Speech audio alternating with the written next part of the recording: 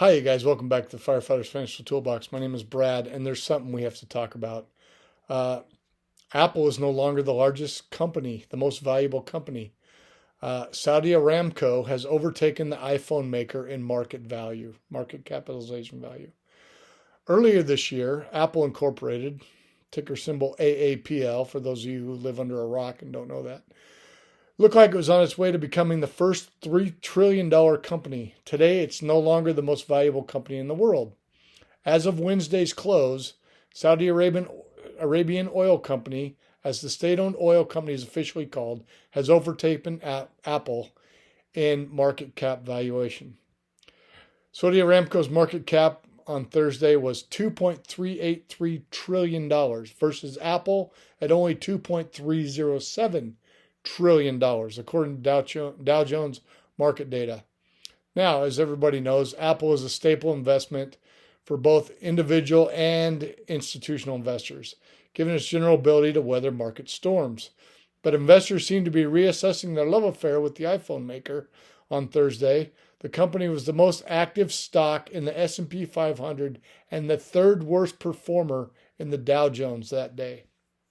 In early January, when the pandemic surge in technology stocks was still in full force, Apple stock briefly soared to about $3 trillion in market value intraday. Now, with higher interest rates, are making tech stocks look less attractive. Apple stock is down roughly 20% for the year and nearly 10% so far this month. It continued falling Thursday, losing $3.94 a share, or 2.7%, to close at $142.56. That's the lowest close since October 13th of last year. The stock has fallen 7.7% over the last two trading days. It's the worst two-day run since September of 2020. Let's take a look at this graph.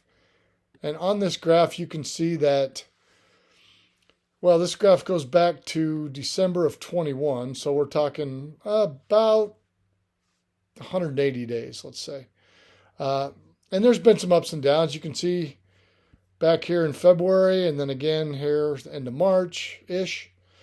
But look where we're at here. We're down quite far. We're below zero. But if we compare that to the Dow, the NASDAQ, and the S&P 500, you guys, remember, it was the biggest share of each one of those. Okay, so when you're in an index, it's made up of companies, all the companies in the index, but the bigger the market capitalization, the bigger share of the pie that company has in the index. So as you can see, Apple's fallen, but so is the Dow, so is the S&P 500, and so is the NASDAQ. So what I thought I would do is take a little look back and talk about how Apple became what it is. So I'm not going to get into the total history of Apple because you can watch Netflix for that. But let's go back to when I was in middle school. Middle school for me was about the first time we had computers in schools. And the Apple II or the Apple IIe or all the versions of the Apple II were pretty much what all the schools had. Now, back then we played games on it. We didn't do a whole lot, but it was our introduction as young people. Remember, I'm talking 6th, 7th, 8th grade maybe, I'm not sure, to the world of computing. And then I got into high school and this new computer came out called the Macintosh.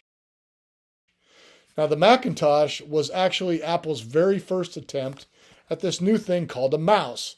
And back then it was this boxy, funky little thing, but it revolutionized personal computers as we know it. And Apple had some flops. They had the Lisa, they had a couple others that didn't work out. And they were on the verge of going bankrupt, and they brought this guy named Steve Jobs back, and he introduced one back in the 90s called the iMac. Now, this was actually the Imac G3 because it was a G3 processor, I think. I'm not sure. But it was something so new and different looking, all one piece. Everything was inside. You had your monitor, you had your brains, all in one little cute box. And it became a huge seller. It basically brought Apple back from the brink of destruction.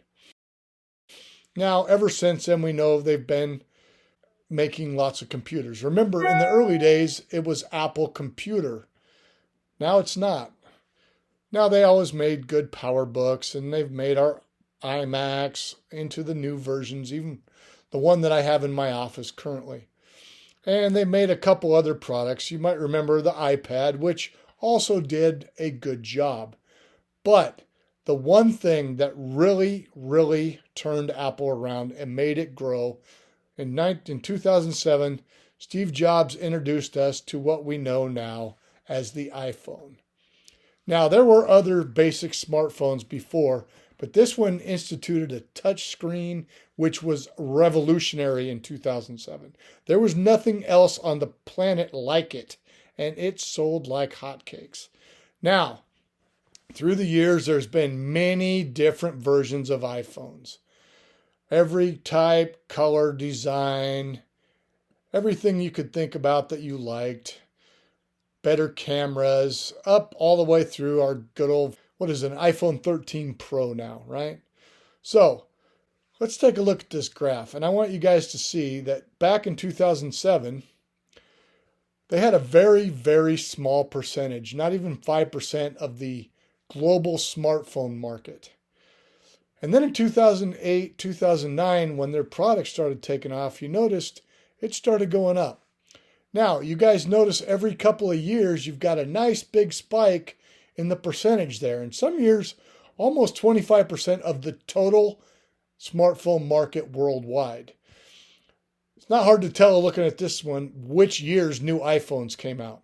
Now, if you're like me, I started with the original iPhone back in 2000. I think I got it in 2008. Mine had the old 2G, the first one where everything was super slow, but it was super new, super cool. You had the iPod feature where you put music on it.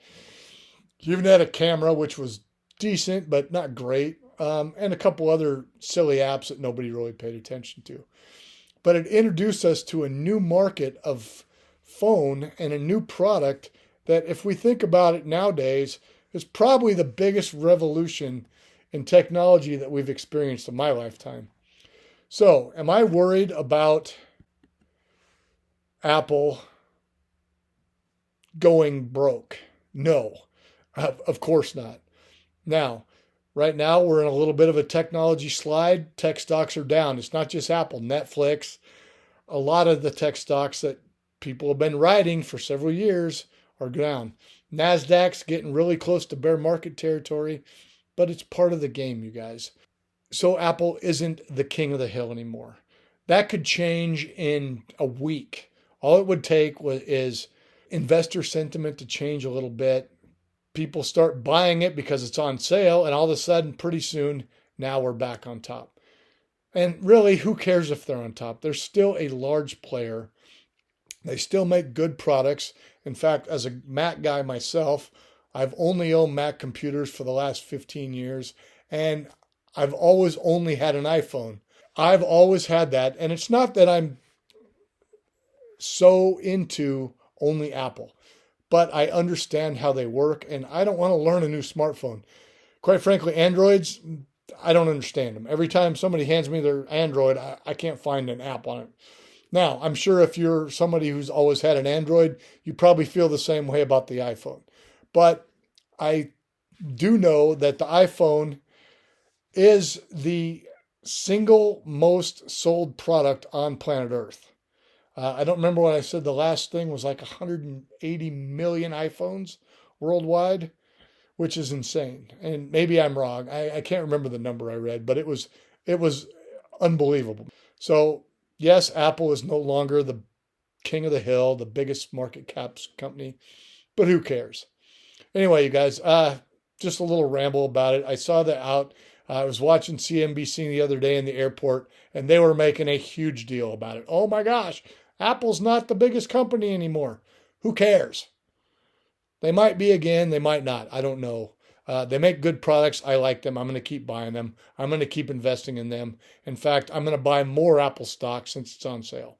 What do you guys think? Let me know in the comments. All right, thanks for watching. If you enjoyed this, do me a favor, drop me a like. It really helps the algorithm. If you're new to the channel and you're already subscribed, you guys, hit the red button, ring the bell. All right, we'll see you. Thanks.